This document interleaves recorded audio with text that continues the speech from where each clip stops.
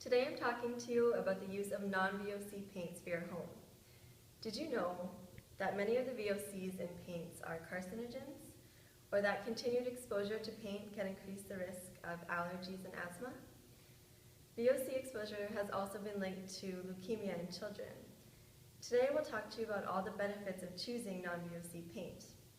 My presentation is going to include what is a VOC, why choosing non-VOC paints for your home is a safe choice, the environmental impact, and also cost. So what is a VOC? VOCs are volatile organic compounds. These are both natural and chemical. When you peel open an orange, the gas that is released and the orange that you smell is a VOC. Of course, this isn't harmful, but the ones in paint are. Some of the chemicals found in paint are formaldehyde and arsenic, so these are obviously very dangerous. Chemical gases are released into the air when the paint is being applied and also as it's drying, but they can actually last in the environment and the air over a span of years. Concentrations of VOCs are much higher indoors versus outdoors, so if you're painting your outdoor fence, it's not going to affect you as much as if you're painting inside of your kitchen.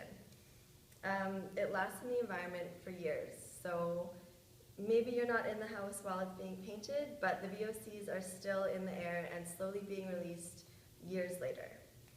So why choosing non-VOC paints creates a safer environment for your family? Obviously, you don't want to be surrounded by chemicals. You don't want to be surrounded by these invisible risks that you're not really noticing and that have a slow but terrible impact. So as I mentioned, formaldehyde, arsenic, you're having a child, so you don't want your newborn surrounded by those chemicals. VOCs can stay in the air long after painting, so you're breathing in these chemicals years later. Without the VOCs and using non-VOC paint, you're going to improve your air quality, so you're not going to notice things. Your child might not develop asthma. As a sufferer of asthma, I know it's something that you don't want, and if you can avoid it, that's going to be very beneficial. It also reduces risk of disease, such as leukemia. It's better for your overall health, no stress on your organs like your heart, so longer lifespan for everyone. Environmental impact. So throughout the design, throughout the build, we've made a lot of choices together on environmental impact. I know that it's very important for you guys. So using things like reclaimed wood, which we did, sustainable building materials, all of that. So choosing non-VOC paints is another way that you are helping the environment. Non-VOC paints, when used in the home, it's a small percentage, but it contributes to the greenhouse gases and the ozone. So when VOCs in the paint are combined with oxygen and sunlight, they contribute to the ozone layer. Lots of windows in the house, so reflecting off the paint, it's going to create a lot of these gases, and you obviously are not wanting to contribute to them. Paints and varnishes cause as much as 5% of all VOC emissions. So eliminating the VOCs, you're just eliminating your participation in this. We're looking at paints that come with a green promise.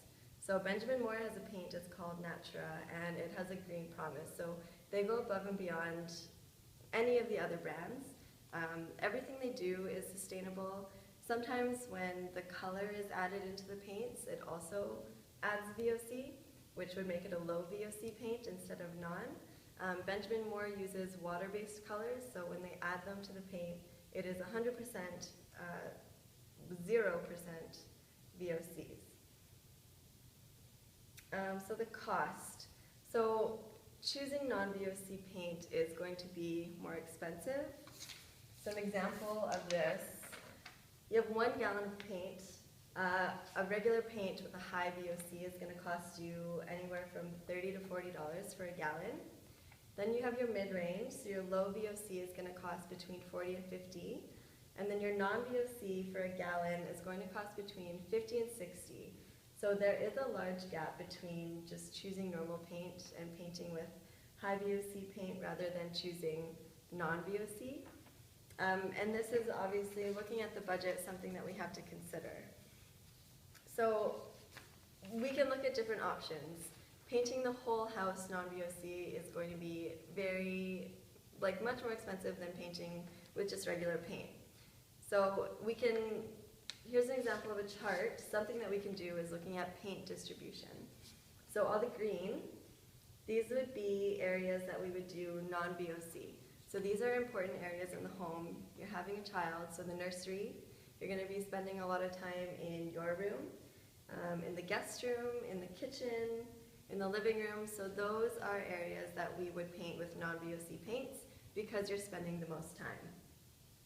The low VOC paints, which is the red, we can do bedrooms or rooms that aren't going to be as frequented. So if you have a guest bathroom that isn't being used often, the downstairs rec room, the entryway, places that we're not really loitering or sitting around in for long periods of time.